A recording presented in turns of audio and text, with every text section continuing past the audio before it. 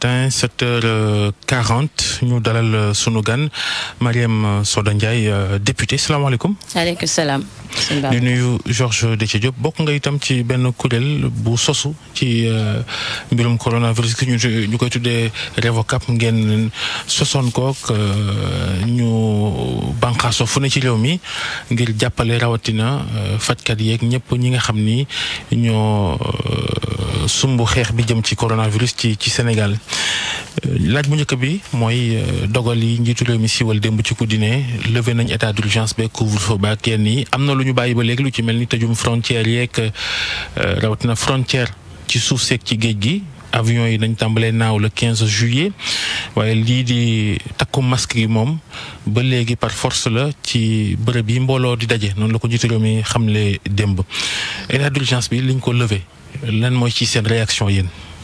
waaw je pense que dafay maa ngi nuyu sa auditeurs yëpp di leen ziar di nuyu Georges Déthié bu baax alors bu ñu analyser discours chef de l'État dafa aligné wu sur une tendance mondiale gis nañ dëkk yëpp on va vers un déconfinement aligné wu itam ci recommandation OMS bi wax ni mën nañu ubbi mais nañu respecter takku masque bi nañu respecter geste barrière yi. ajuwaat tamit ci climat social bi nga xam ne xëy na amoon na ay tension amoon na du côté des religieux ñii ne dañuy dem julli ji côté syndicat yi ñu gis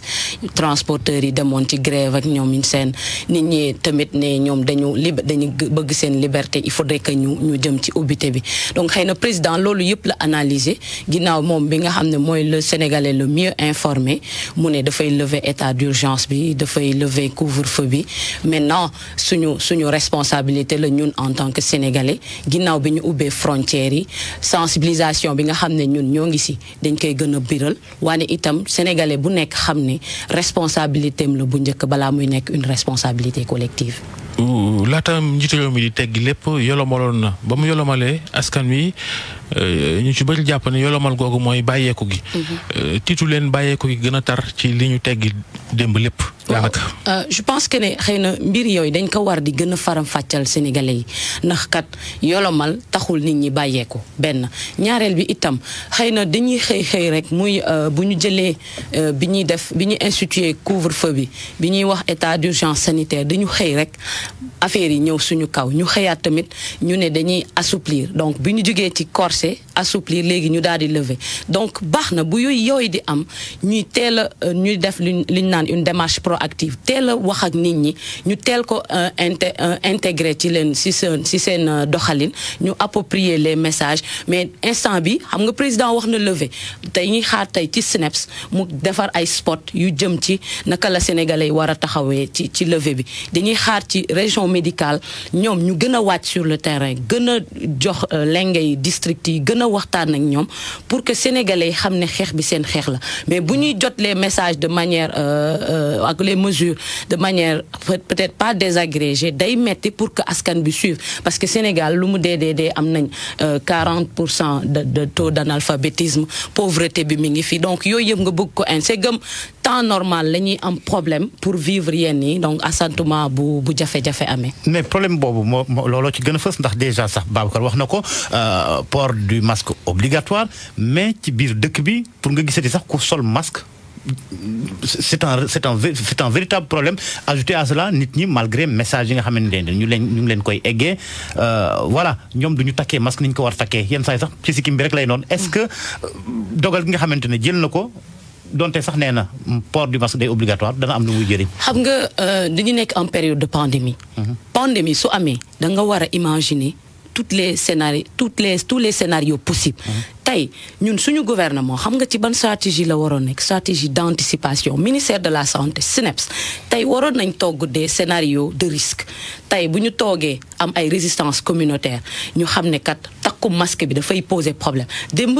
dégg nañ président mu ne le port du masque obligatoire est correct donc ça veut dire que ni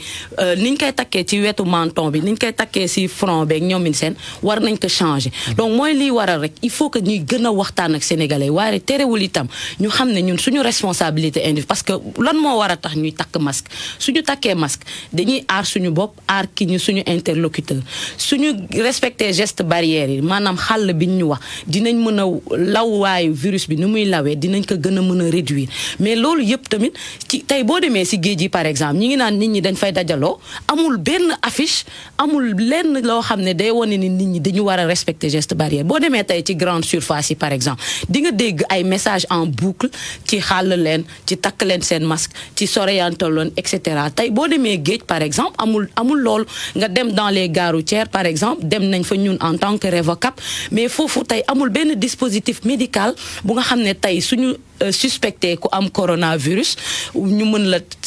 seet en attendant ñi les personnes habilitées daal di ñëw donc je pense que ne kon boobu manifeste bi kilifa yi doon wax laataa ngaa jël oto fuñ ko teg kon mais manifeste kese doyul manifeste bu amee te ngeen di toog si biir di tàncalante boo ñëwee xëy na dañ lay jëlal température kese doyul nit mën na feebar Garbo maraîcher par exemple lu muy rëy yëpp nga xam ne day am 15000 passagers par jour 8000 chauffeurs en permanence amul infirmerie hôpital Pikine noonu la ko sore tey bu fa nit amee bu ñu fa suspecté coronavirus nan la ñuy def donc c'est des choses yoo nga xam ne gaaru Rufisque pareil donc nga dem Colobane pareil donc je pense que ne il faudrait que suñuy autorité mesures yi muy ànd ak ay doxalin yu nga xam ne duñu rek nekk di dabu à chaque fois parce que li ñu gis ci coronavirus bi mu amee ba tey xëy na gaa am na ci yu bëri de am na fa ay bon en avant nit ñi deewuñu ñu ngi koy gërëmee suñu personnel sanitaire parce que dafa nekk nit ñu nga xam ne xarañ nañ mais nag population bi ak message bi war je pense que war nañ ko gën a mën a ñoŋal war nañ gën a mën a impliquer les religieux parce que gis nañ ne ñoom suñu waxee nit ñi dégg war nañ gën a impliquer les médecins war nañ gën a impliquer les volontaires war nañ gën a impliquer les relais communautaires pour que stratégie bi mu bañ a yem rek ci ay discours mais mu nekk quelque chose d'applicable sur le terrain. problème bi mooy jàngoro ju nekk ci àddina juróom-benn jàpp juróom-ñaari weer Sénégal toll ci ay ñaaxaate nit ñi takk leen masque ak moytu leen loolu moo ñu jaaxal. waaw je pense que ne xëy na loolu dafay convoquer tamit suñu problème de citoyenneté donc tey en temps normal ñun dañuy traverser feu rouge yi nu ñu neexee en temps normal dañuy fragiliser suñu ay institutions en temps normal xëy na duñu prêter dañuy prêter le flanc par rapport à beaucoup de comportements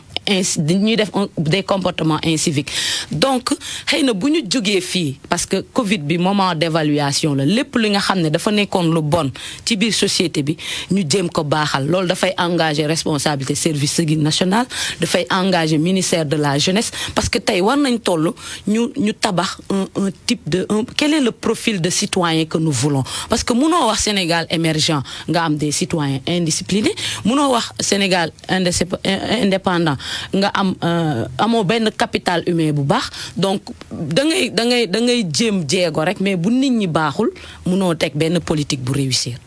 parce que nit ñi lañ war a defar bu ñu defaree nit ñi nag comme ni mu waree investir sur le capital humain bu boobaa dinañ xëy na jéego développement yi dinañ ci àgg. Macky Sall bi mu àddoo démb wax ak askan wi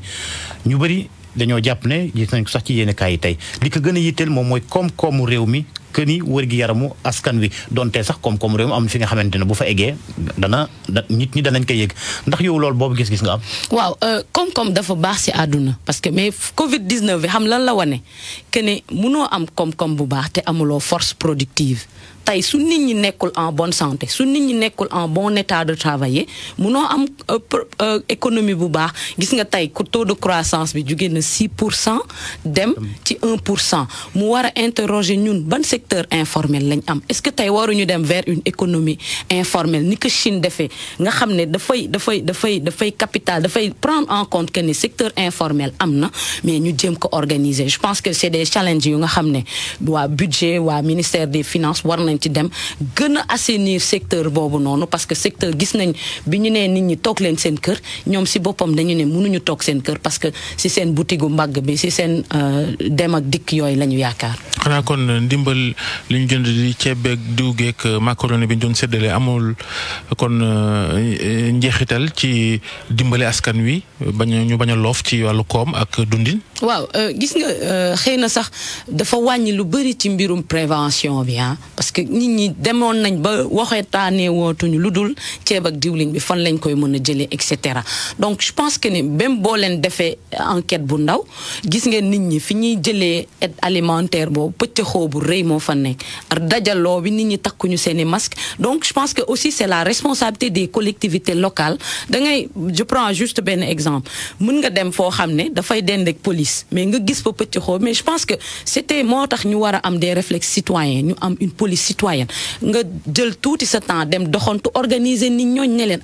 xàll beeg ñoomin seen takku masque bi da ngeen ko war a respecter benn président si boppam moo ne distribution aide alimentaire bi dina dem ba le 15 donc te du woon jéego boobu lañ ñu waxoon xëy na yokkaat nañ ci yeneen diir donc je pense que tamit war nañu suñu joxee des délais ñu koy respecter au grand maximum parce que boo xësee bay diriger rek exemple nga segam ki nekk ci kaw moo du respecter délai sàkkantuma citoyen lambda bi nekk ci suuf a suuf. mais est-ce que délai boobu aussi bañ koo respecter mënuñ ko jàppee ni xëy na jafe-jafe bi moo ko waral ndax déjà pour nga xam ñan ñoo neew doole ak ñan ñoo neewut doole. waaw loolu sax peut-être am na système bi ñu fi tegoon pour jéem a xool ñan ñoo gën a yittewoo aide alimentaire boobu. mais je pense que ni xëy na étape la boo xam ne war nañ ko évaluer aide alimentaire bi mais itam war nañu am une véritable politique des données au Sénégal muy RNU bi muy bourse familiale yi da ngay dégg ñii ne war nañ jot ñi waruñu jot dañ ko politiser wuñu ko je pense que aujourd'hui bu ñu génnee étape bi je pense que ni li ñuy tëggaat Sénégal dina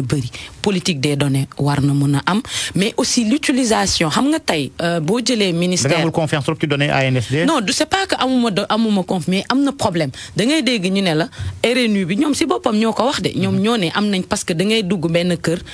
ñun Sénégal nu ñuy dëkkee da ngay dugg benn kër foog ne benn ménage la alors que ay concession ñu bëree ngi ci ay concession boo xam ne plusieurs ménages la donc je pense que loolu war nañ ko corriger bourse familiale yi tamit xëy na année depuis je pense depuis 2014 la fi nekk war nañu ko xoolaat xool entre temps fichier bi ndax war nañ am na ñu nga xam ne décédé nañ et cetera war nañ ko rafraîchir de telle sorte que ñu amaat de nouveau données beneen bi aussi xëy na leen yokk c'est-à-dire am na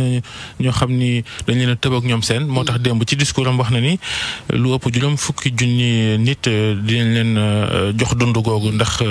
dañ leen a fàtte mbaa ñu juum ci nañ leen waroon a joxe. effectivement muy dëggal li ma wax que la politique des données au Sénégal pose un réel problème il faudrait que ANSD ñu sumb ay waxtaan en ce sens ba nga xamante ni dinañ am des données fiables dinañ am beneen bi aussi xëy na li tax ñu flancher on devait impliquer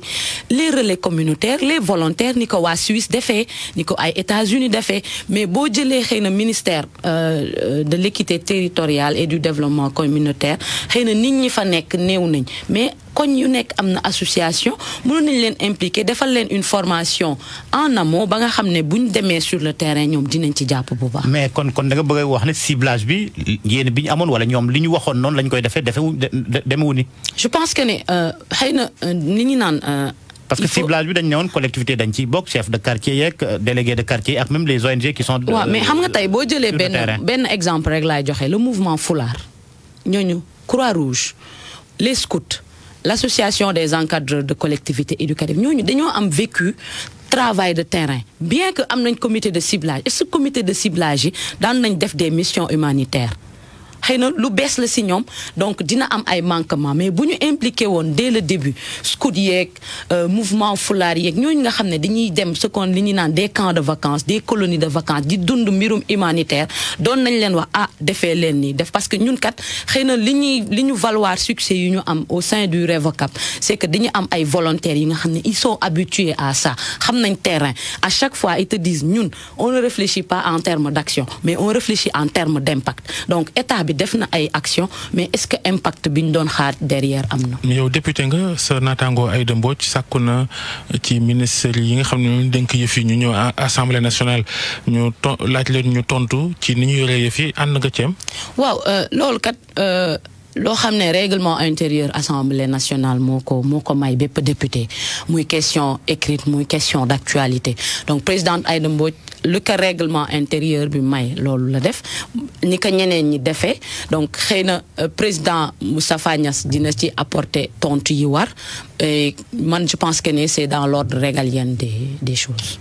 ndax yéen ñi député ni ko Aïda Mbodj defee déjà yow yaa ngi wax lu jëm ci wàllu données ANSD yi donc yow li ñu joxee ndimbal gi ça te pose problème est-ce que mën ngaa dem yow ci sa wàllu bopp ba woolu ki nga xamante ne moo di Mansour Faye mi jiite lépp wàllu séddale aide boobu pour mu ñëw indi ay leeral ci assemblée nationale. waaw mais loolu kañ suñu ay prérogative la. ni ñuy voté loi xam ne sa prérogative la. suñuy prérogative la benn mooy ñun dañu war a teewal askan bi ca pencum ndaw réew mi ñaar ñuy voté loi ñetteel bi référendum 2016 moo ñu ko may muy suivre évaluer les politiques publiques donc je pense que ni loolu noonu loo xam ne dañ ko war a def la. mu di seen prérogative c'est une chose mais est-ce que yow mi nga xamante ne relevé nga déjà ay manquements. yow da nga ko defam déet. man kañ def loolu dama ko war a def. moom dinaa ko def comme ni ma ko defee woon bi ñuy def loi d'habilitation bi nga xam ne donte teewuma mais jël naa sama plume ma ne lii kat ñun xëy na waroon nañ gën a mën a ubbi assemblée bi utiliser yeneen disposition visioconférence pour que député yëpp joxe seen xalaat donc je pense que ni suñu liggéey la et lépp loo xamante ne dafay ñoŋal alalu réew mi muy député muy man muy sama morom lu ñu war a def. xam nañ ne député Osez l'Avenir nga bu Aïssata Tall Sall mi nga xam ne léegi tafu na ci Macky Sall di ko jàppale loolu daf lay tënk wala am nga sa liberté xalaat ak jëfin. ñun keñ ñàkk tënk bi mooy nga dem bokk ci Revocap ñàkk tënk bi mooy parce que au-delà de tout Osez l'Avenir laa bokk nekk fa membre fondateur Aïssata nekk sama leader ma bokk député nekk assemblée nationale bokk ci Osez di gën a di liggéey comme ni mu waree musuma tënk parce que Aïssata daf ñu bàyyi ñu am suñu liberté d'esprit en tant que jeune lépp lu ñu xalaat mu ñoŋal développement dëkk bi dañ ciy dem avant nga doon nekk da nga jàng war a teewal sa réew sentiment de redevabilité boobu tamit da nga ko am nekkuloo Aïssata daf ñu tàggat ñu bañ a nekk ay député Osez l'Avenir mais ñu nekk des députés du peuple si loolu lañ jàngee si loolu lañ gimmee moom taxawaay boobu la am bi mu nekkee assemblée te ñun nekk nit bi ko remplacer noonu la ñuy gën a taxawee bu soobee yàlla. am na ay jamono xëy na sax bokku leen woon gis-gis. ba déggante gi xawoon naa yàggati sax donte sax ba bi nga koy remplacer fi nga xamante ne moo di assemblée nationale est-ce que yéen ngi jokkoo ba léegi. maanaam est-ce que juboo ngeen. man dem naa ba def passation d'écharpe Aïssata si boppam jël na ma takkal ma écharpe donc muy wuli Babacar doon wax est-ce que am naa liberté parce que gis nga lu ma lay wax ñun ay socialiste lañ te socialiste li nga war a wax da nga koy wax fi nga ko waree wax man ba ma waree wax li ma war a wax naa ko ba ma ci paree aussi muy wane beneen grandeur que nit ñi mën nañ waroo ci xalaat maanaam du ñu am ay différence de personne mais ay différence mu nekk des différences de principe bañ ko waree jéggi nañ ko. gis-gis gi wuuteetul. gis-gis gi wuut Aïssata sax bu dul dara sax man nee naa leen mooy sama leader sama yaay la et que lépp lu ma xam ne war naa ko wax ak moom mu jëm ci assemblée dama koy def moom bépp conseil bu ma war a jox daf ma koy jox ba ma nekk ba ma bokkee Revocap wax yëgal naa ko mu ne ma góorgóorlu ci bu la sa benn morom ñee. jërëjëf Marième Soda Ndiaye député Osez l'Avenir ci Assemblée nationale jaajëf Georges Déthié Diop jaa ngeen jëf itam yéen mbokk yi.